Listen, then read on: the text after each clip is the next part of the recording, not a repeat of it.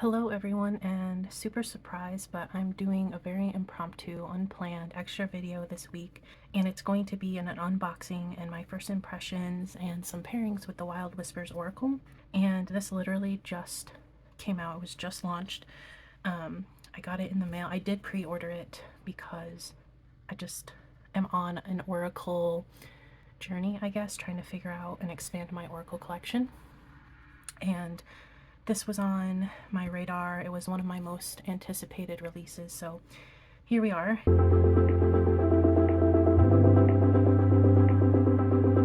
This is by Nat Girsberger, who is the creator of the Radiant Wilds Tarot, and it's in this similar style, art style. So I thought today that we would just unbox this together. I haven't opened it up. I've just taken the outer packaging off, so this is the Wild Whispers Oracle, Messages from the Desert. This is a mass market deck by Rockpool. It does have that rose petal finish on the box, which is quite luxurious and nice feeling. So let's take a look at the back here. Transformative truths from the wild. Listen closely to the whispers of the desert. They carry messages of resilience to your very depths. With this deck's wisdom and stunning imagery, artist Nat Girsberger invites you to connect to the signs and symbols of both your internal landscape and the natural world, guiding you to a personal transformation.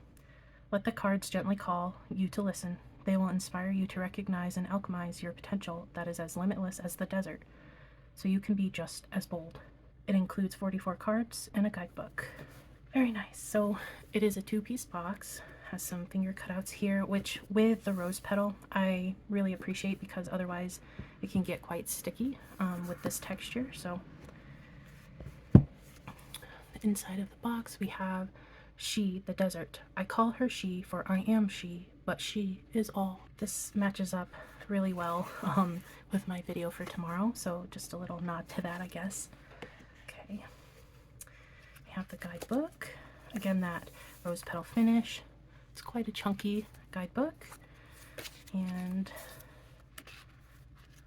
156 pages. Take a glance at that. And then we have the cards. Okay, so let's take a peek in here. It appears to be full color, which is fabulous because this deck is all about color. It has a very strong color story. But we get an introduction, how to use the cards, deck structure, that's really important to note, card structure. We have kind of like suits in a way. We have the sunset cards, the sun nadir cards, sunrise cards, and the sun zenith cards. Gratitudes and about the author at the end. So it goes on to say here that the idea for this deck's title came light as a raven's feather. I had felt drawn to the desert and the Californian high desert, Joshua Tree in particular, for years. The pull was so strong that I'd slowly shifted my entire aesthetic and personality to encompass its feel, spilling over into my home, clothing, and artwork.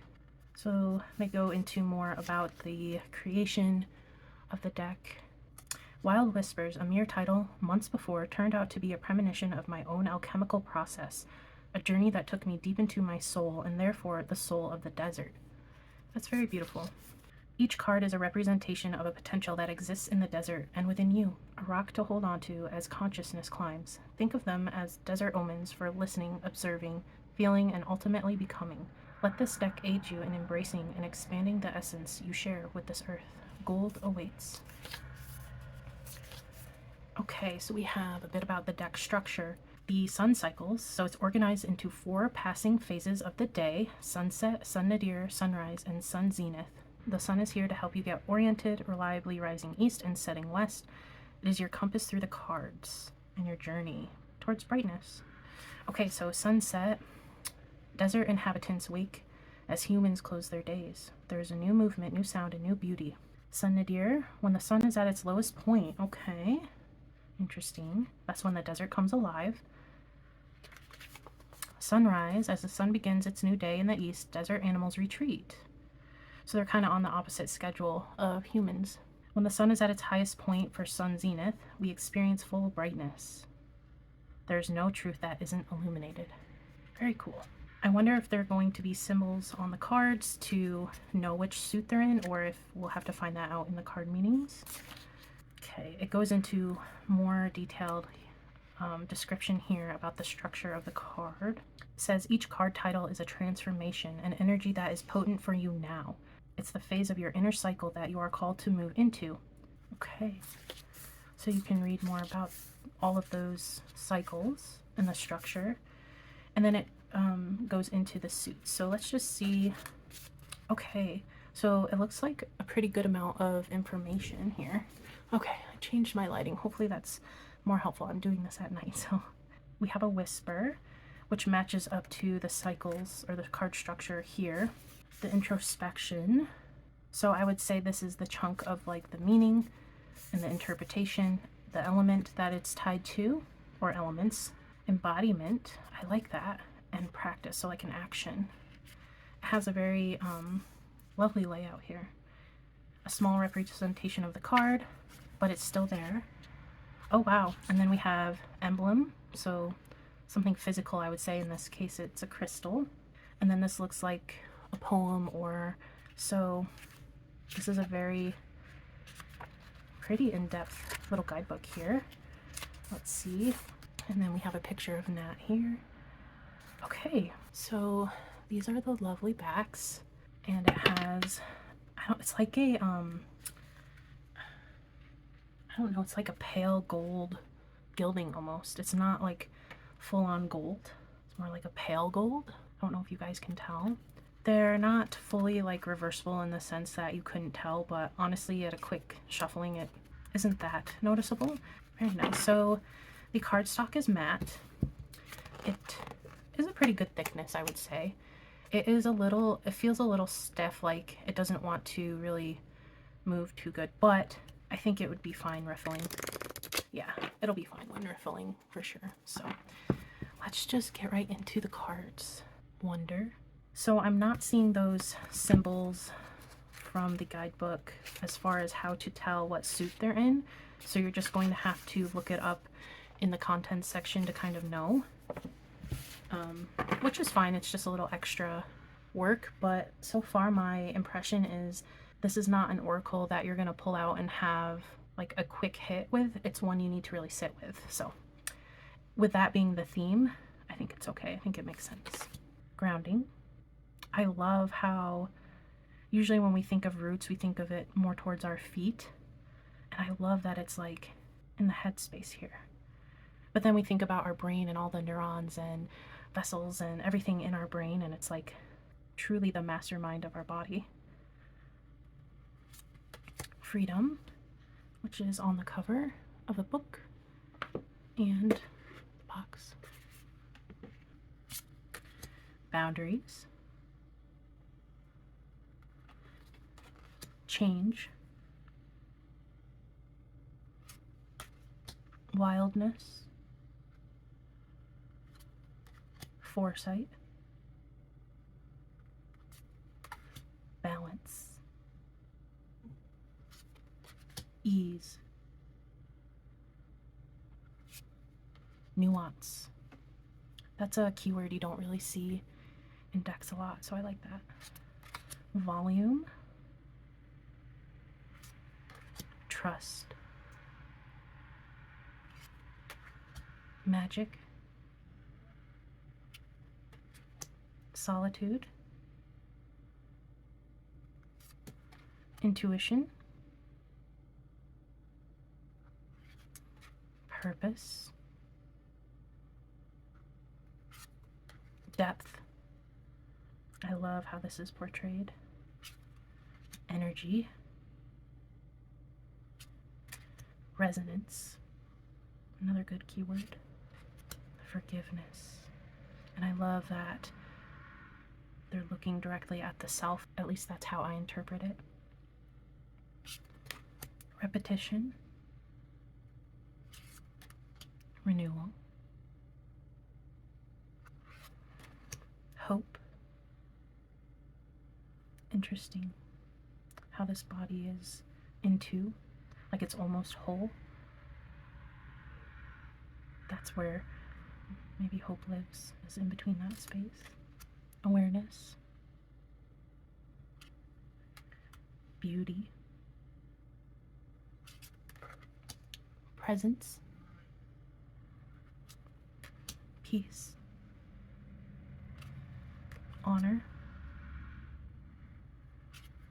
intent, effort, flexibility, play,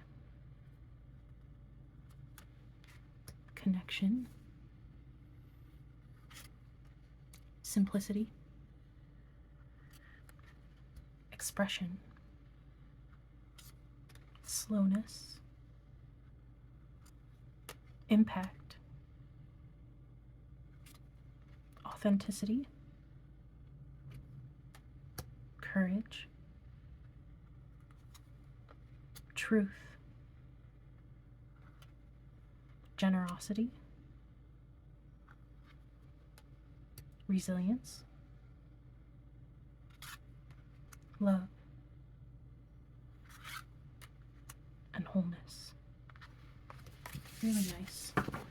A very expansive deck between the guidebook and the imagery.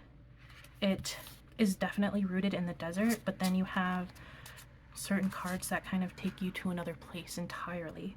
It's kind of got like that astral connection in a way, but it's really interesting how the theme is the desert, and it almost reminds me of like the mirages that can happen in the desert. And is it real? Is it not real? Did it really happen? Am I making it up? And connecting with yourself and trying to figure out the answer, or accept that there is no answer, right? I think that this is going to be a very expansive deck to work with, and I'm excited about it.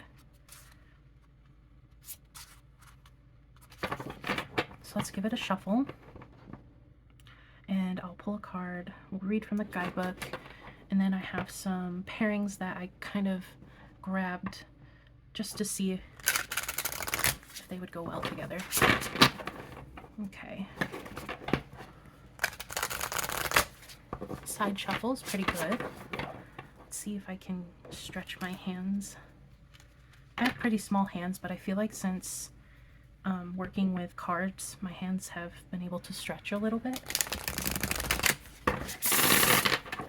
It's a great shuffle. I feel like before this would have really hurt my hands, but they feel quite comfortable. Have any of you experienced that? Your hands stretching maybe a little bit?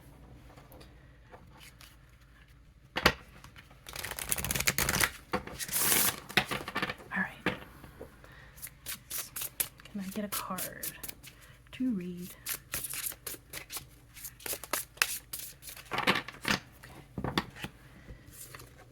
Ooh, we have hope. I'm so excited it's this one. So it's number 23, and okay, so maybe not the best user experience with the contents and how they portioned out or structured out the cards for each suit. So I'm looking for 23, so it's not the sunset cards or the sun nadir. Sunrise card. Okay, so it's a sunrise card.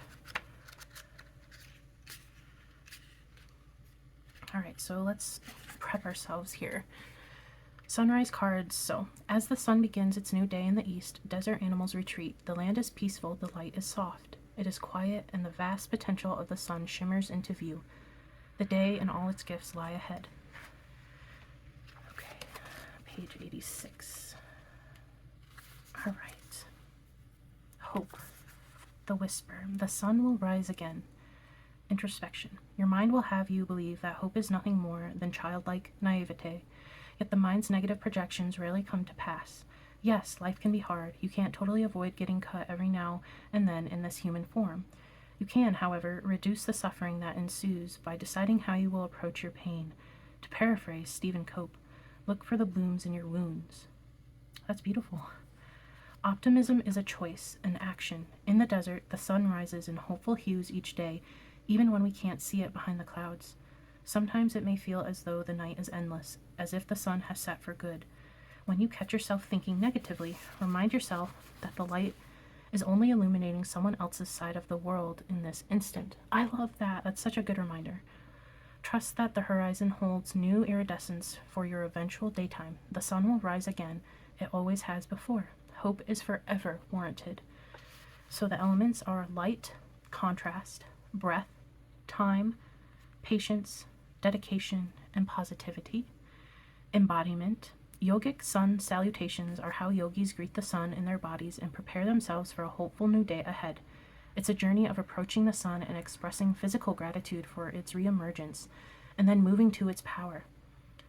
Sun salutations are easy to follow. You can learn them in a yoga class, in person or online. Once you understand the structure of the sequence, repeat it as many times as you like. Let these motions instill a sense of hope on a microscopic level. And I will say the sun salutation is actually, it's a very easy pose to do. So even if you're not the most able-bodied, it's a really simple but refreshing pose. And most yoga sequences will begin in like a sun salutation. So I like that. And we have practice. Expect the best in life. Practice anticipating that everything will work out in your favor, even in the moments where it is less obviously so. Didn't catch your train? You may have avoided a difficult run-in. Forgot something? You may meet the love of your life while retracing your steps. Assume that everything that's happening to you will ultimately have a positive outcome, and keep reminding yourself of this. So the emblem is the sunflower. I think that's very appropriate. And integration. Sun lights moon. Darkness showcases light. I breathe in to breathe out. Fear inspires courage. Pain sweetens joy. I fall to be caught. Tears allow for laughter. Expansion follows contraction. I wobble to steady. Once the lesson of the night has been learnt, the sunset makes way for sunrise. Oh, that's very beautiful. Like, I don't even know how to describe, but this is very wonderful. It's definitely, it has a lot of positivity in it, but it doesn't shy away from that shadow part, because it's saying, and not just in this card, I feel like all the other meanings will have like a shadow and light aspect to it, that it's just about balancing that, because it's so interesting if you think about the desert. And I have never lived there or visited there, just knowing from, you know, research or anything I learned in school. But the sun in the desert is so bright and hot during the day, and then it's like the hottest place on earth basically, and then at nighttime, without the presence of the sun, it gets quite cold. And it's important to have shelter and protection in that way. So that juxtaposition between the hotness and the coldness, it happens every day in one day's cycle. Anyway, I think this is a very lovely deck, and I'm super excited to have come across it, that I was anticipating it. And I'm gonna lay out, let's see, I don't know, I feel like I would only pull one because that kind of gets really deep here in the guidebook, but let's just see how some of these look together. So lots of oranges, which is my favorite color, so this is definitely my vibe color wise. It does have pinks and reds and some pops of blues, lots of yellow. This is visually one of my favorite cards in the deck as I was flipping through.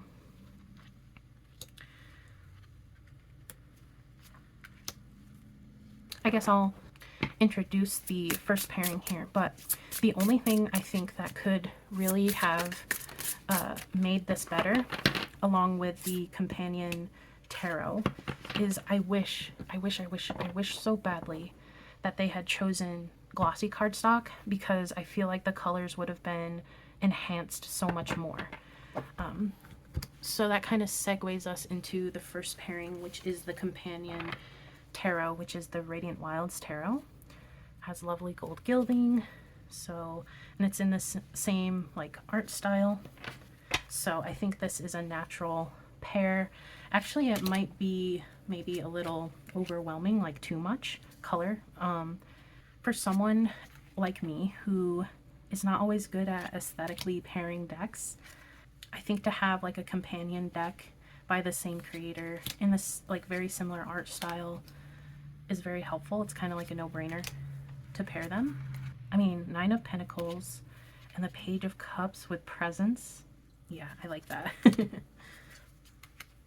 3 of Cups, 5 of Wands, Simplicity.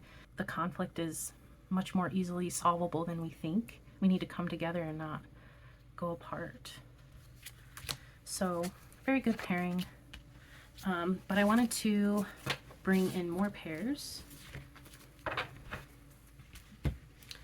So the first pair is another oracle, and the only other oracle that I have on my little list here, but this is Story Through Stone, and I just got this and I posted about it on my Instagram.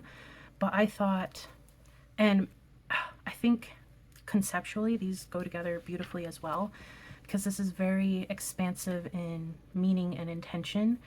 The guidebook gives you so much to think about and do, and then the Story Through Stone is just all of these found stones, and each of them has like a picture, a story going on in itself. And I think I could sit here, and I have, when I was flipping through this when I first got it, just flipping through them and immersing myself in this little image here, and it just like sends my brain on a, I don't know, on a story, on a journey. So these, I think conceptually are very expansive, and I think pair well together in that way. Plus Story Through Stone features a lot of orange as well, but because of how the cards are packaged, where there's a lot of black space in the background, I think it does well. Like, it's not too overwhelming. I wouldn't necessarily pull 2 of these. I would do 1 and 1, but just to kind of give you a showcase here. Beautiful.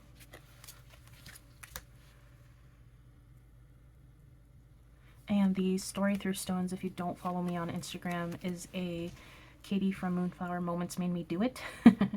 She's spoken about this little deck here so many times, and I did mention in a comment that my partner, his like day job is working with stone and rock, and all the time our family will go to where he works and just spend time like picking up cool rocks, and we have amassed quite a collection, so I'm very fond of this deck for that reason as well. It just connects me more to my family.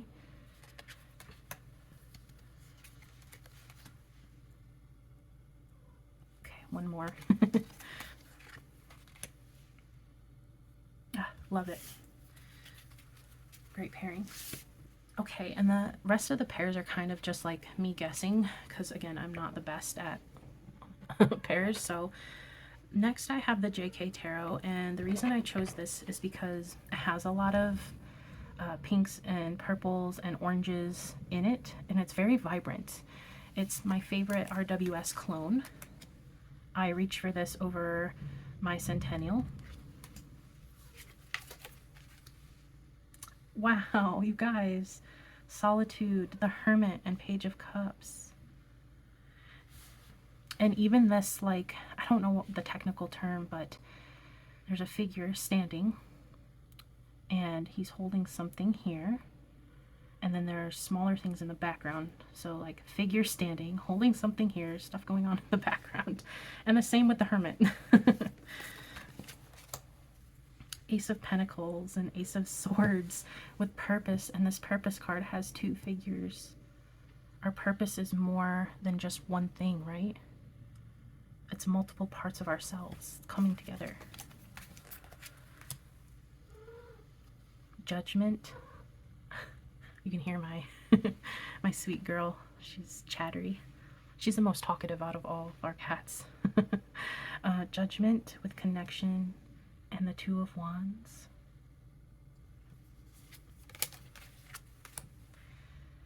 Two of Swords with 10 of Pentacles in balance. I mean, how perfect. Trust, wow, with 2 5s, 5 of Cups and 5 of Wands. And, you know, I've never noticed till now, and maybe it's not like this in the other, but the way they are holding their their wands, it's almost forming like a pentacle or a star. I've never noticed that before until now, so learning something new every day. Wheel of Fortune, Intuition, and Ace of Cups. I really like this pairing. I think it's going well. Let me know what you guys think. Which of these, all of these options are your favorite. And then I wanted to try something a little more moody. And so I have here the Uncommon Tarot. And the Uncommon Tarot features more richness as far as like the deepness of the colors. And of course, it would prove me wrong with this card here.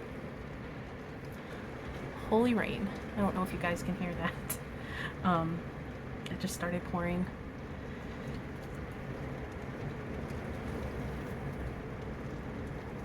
I guess I'll continue regardless.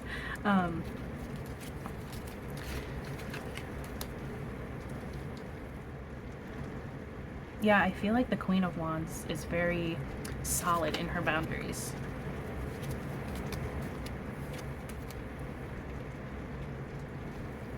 Repetition with the Eight of Wands.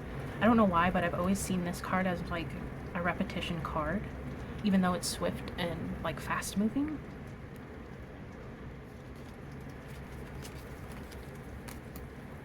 King of Coins with the World and Foresight. Very interesting. I'm actually really liking this pair. I wasn't quite sure how it was going to work out. Queen of Coins, Seven of Cups, and Generosity.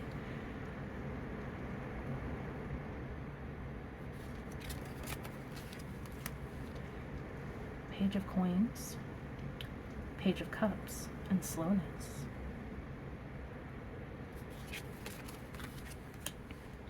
Ace of Cups, Eight of Coins, and Depth. Yeah. And all the hard work you still have yet to go, the depth you still have to go, the work still ahead, that inner work, what fills your cup work. Interesting. All right, one more. Justice and the Three of Coins with Peace. Wow, that's beautiful. Okay. Then, kind of along the same lines of deeper hues of color, I wanted to bring out my Chromatic Fates Tarot. Just to see the Moon, Ace of Coins with Truth. It's taking longer than expected. It's still very murky. But like that don't give up notion. Three of Cups and the Ace of Swords with Change, leaning on a support system, right? The change will be maybe more swift, more action-based. You're going to need that support system. The Tower and the King of Wands with Expression. Ooh. Yeah, I feel like the Wand suit is a very expressive suit, and the Tower, of course, is very impactful in its expression, I would say. Seven of Cups, Five of Swords, and Ease. I think so far this is my least favorite, but I feel like, and then this happens here, so I think it's beautiful. Knight of Wands, the Hermit, and Magic. Magic isn't always this outward, bold appearance or energy. It's within. It's in the stillness. It's in the mundane. This is a good color story here too. King of Swords, Justice, and Honor. Wow, yeah. Two cards that I think about honor the most.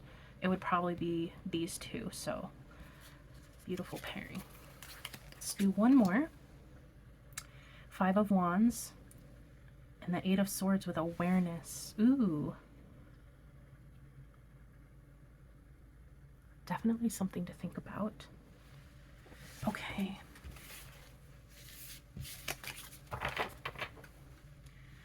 And the last deck I pulled out to pair with this, and I'm more comfortable now doing so because this is now a mass market deck, so it is more readily available, but it is the Desert Illuminations, and with both of them having like a desert theme, I just really wanted to see how they would work with one another because they are different. Holy thunder. It is a different interpretation of the desert.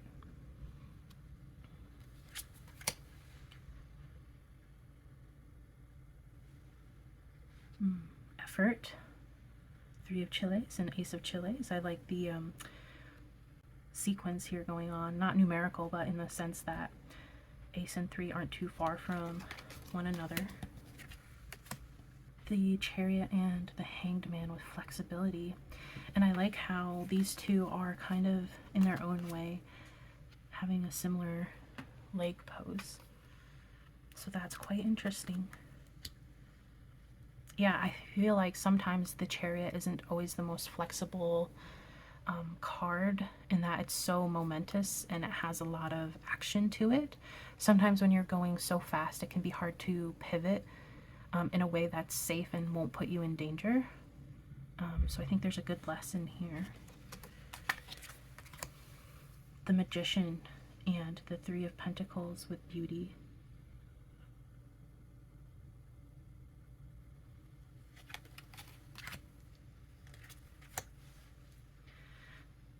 The Page of Jugs, the King of Chiles, and Hope, our card that we read off. 9 of Swords and the Devil with courage. Yeah, you're going to need a lot of courage in this scenario, huh?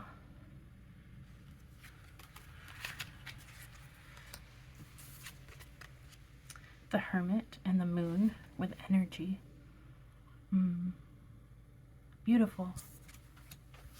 So I think if I had to put them in an order, I would say Desert Illuminations. Let's see. Chromatic Fates, Desert Illuminations, then, ooh, this is tough. Then I think I would do the Radiant Wilds. They are companions in a way, but I think it's almost too matchy-matchy. Then, ooh, Uncommon Tarot. And I think my favorite tarot pairing with this would be the JK Tarot, and then this I think takes the cake out of all of them, but because it's an oracle, I mean, yeah, it's an oracle. I would put these both on the same level. But yeah, so what do you guys think? Are you interested in this deck? Has it been on your radar? Have you been waiting for this one? Do you own the Radiant Wilds? I recently got that deck. It's been on my wish list for a long time, and then when I found out the Wild Whispers was coming out, I decided to get the tarot and then anticipate the release of the oracle. Like I said, I don't know if I would use them together, to be honest. I think it's almost too much of the same. Like after a while my eye can't distinguish the difference, just because it is the same art style. So I don't know if I would work with them together, but I am happy to have the pair just in case I ever do want to do that. I am really ecstatic about the guidebook for this deck. I think that's really where this is going to shine because it has all of the information. It's much more layered and complex than just the face of the card. I guess you could use it in that way. You could pull a card, read the keyword there, and then take it as it is. You don't necessarily need to use the guidebook, but I think there's a lot of value in the guidebook. I think that's where you're going to get the most out of it, is if you work with this deck alongside its guidebook, because there's a ton of information in there. But thank you guys so much for watching. Thank you for unboxing this deck with me and getting some first impressions and thoughts, and let me know all your thoughts down below in the comments. And until next time, see you around.